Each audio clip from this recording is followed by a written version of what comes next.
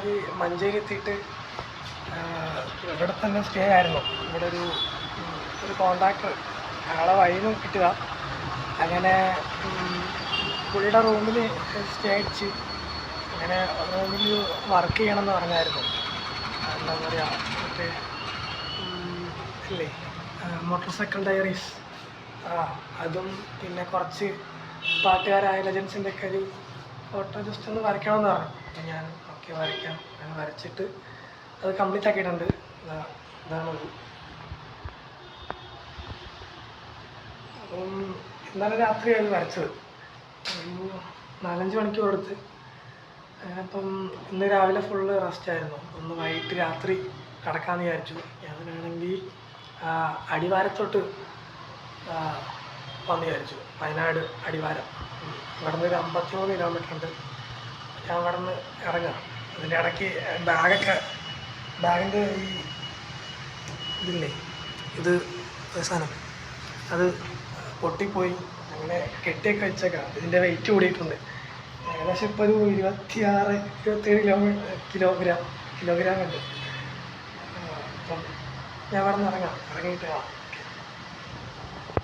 പറ ഈ ഇൻട്രോ പറഞ്ഞോ, നേരത്തെ പറഞ്ഞാൽ മതി. കന്യാകുമാരി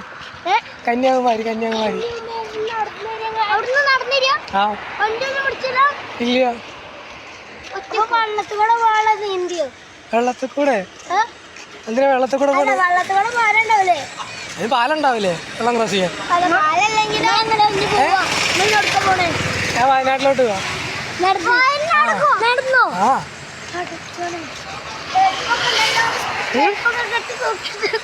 ചെരുപ്പൊക്കെ ഉണ്ട്. പിന്നെ ചെരുപ്പ് കുറച്ച് കഴിയുമ്പോൾ തേയൂലേ?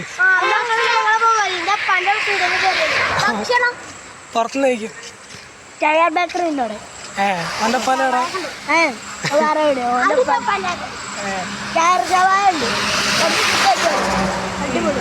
ആണോ? അനക്ക് കുഴപ്പമൊന്നുമില്ലല്ലോ വീഡിയോ ഇടുന്നതിന്? ആ ഓക്കെ.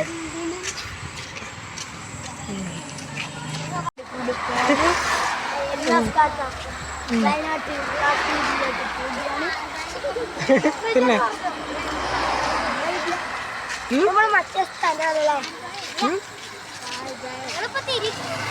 എങ്ങോട്ട്?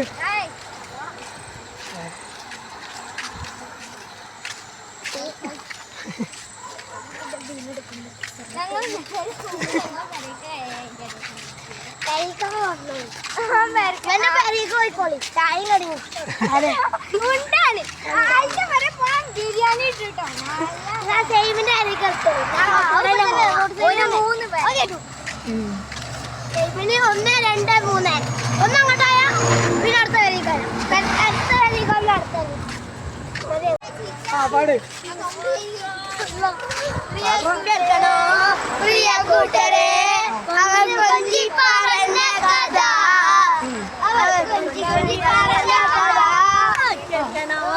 പ്രിയ കൂട്ടരെ അവൾ കൊഞ്ചി പാട്.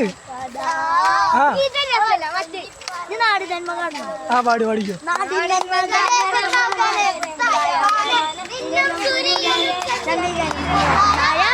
കാലം ഞങ്ങൾ കണ്ടനായി വന്നവനെ പോയി അണ്ണൻ അവളെ നമ്മുടെ ബിരിയാണി എല്ലാരും കുഴപ്പമുണ്ടാവും. അവിടെ നമുക്ക്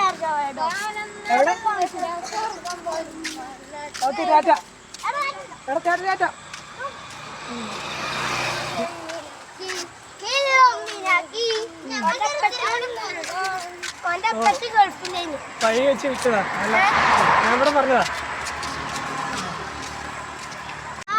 മകനെ പൊന്മകനെ മുത്തായവാന നിന്നും സൂര്യനും കാലം കത്തിവച്ച ശകലെ സിംഹകരന് നിങ്ങൾ കണ്ടനായി വന്നവനെ തിൻവിട്ടുമില്ല എല്ലാരും ചൊല്ല ഇവനെ തുരുവാ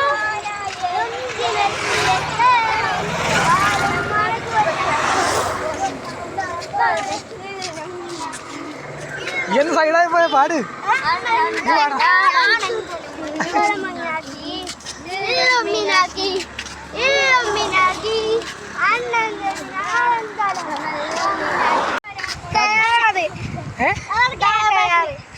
ആ എൻ്റെ കടയോ? എൻ്റെ ഷോപ്പ്. ഓ ആ ബേക്കറി. അപ്പോൾ ഓക്കെ, ടാറ്റ.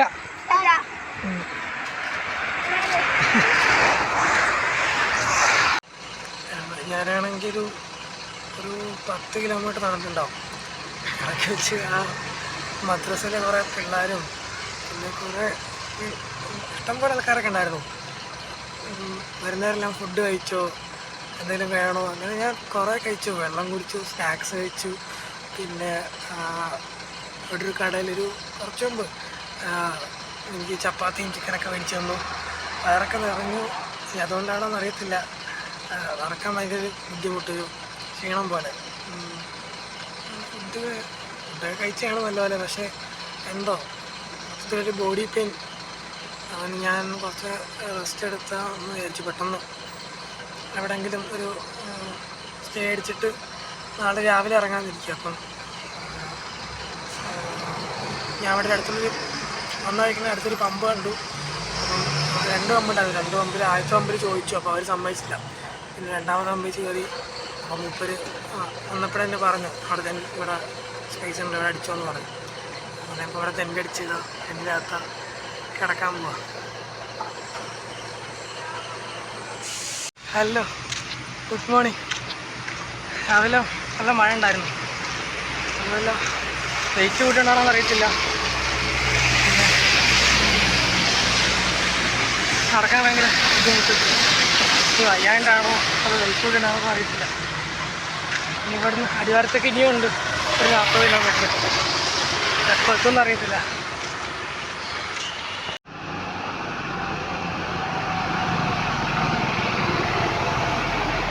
അങ്ങനെ ഞാനിപ്പം മുക്കെത്താറായി. കോഴിക്കോട് മലപ്പുറം ജില്ല കഴിഞ്ഞപ്പോൾ കോഴിക്കോടായിട്ട് കയറാം. അപ്പം കുറച്ച് റെസ്റ്റ് എടുക്കാമെന്ന് വിചാരിച്ചു.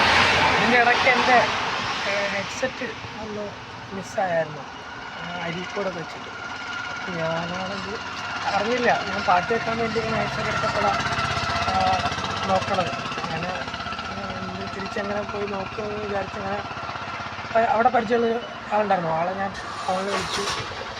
പേര് അനസ് എന്നാണ്. ആൾ വന്ന് അങ്ങനെ ബൈക്ക് വെച്ച് ഞാൻ ഒന്ന് സൈഡിലുള്ള നോക്കിയായിരുന്നു. പിന്നെ ഞാൻ ഇന്നലെ കഴിഞ്ഞ ദിവസം നിന്ന ഒരു പമ്പുണ്ട്. ആ പമ്പിലും അവസാനം പോയി നോക്കി. ഞാൻ അവിടെ ഒന്നും കിട്ടിയില്ല. അവസാനം പമ്പിൽ നിന്ന് ഇറങ്ങി ഇച്ചിങ്ങോട്ട് ദൂരം വരുമ്പം റോഡ് സൈഡിൽ സാധനം കണ്ടു. പക്ഷേ അത് വണ്ടിയൊക്കെ കയറി ഒരു അവസ്ഥയായി കാണിച്ചു തരാം.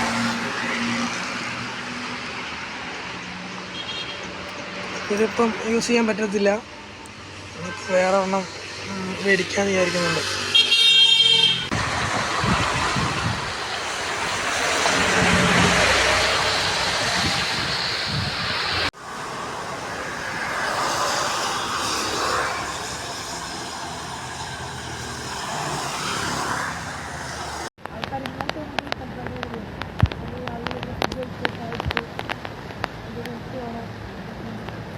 ഞാൻ അങ്ങനെ മുക്കത്തെത്തി. ഇപ്പം ജസ്റ്റ് ഒന്ന് കുളിച്ച് ഇപ്പം അടിവാരത്തേക്ക് പോവാം. ഇപ്പം അടിവാരത്തേക്ക് ഇനി ഒരു 25 അതിൽ കൂടുതലുണ്ടെന്ന് തോന്നുന്നു. അപ്പം രാത്രി ഒരു 9-10 നടന്നിട്ട് എവിടെയെങ്കിലും സ്റ്റേ കിട്ടുകയാണെങ്കിൽ അവിടെ സ്റ്റേ അടിക്കും. നല്ല തണുപ്പുണ്ട് കുളിച്ച് കഴിഞ്ഞിട്ട്. Hello, good morning.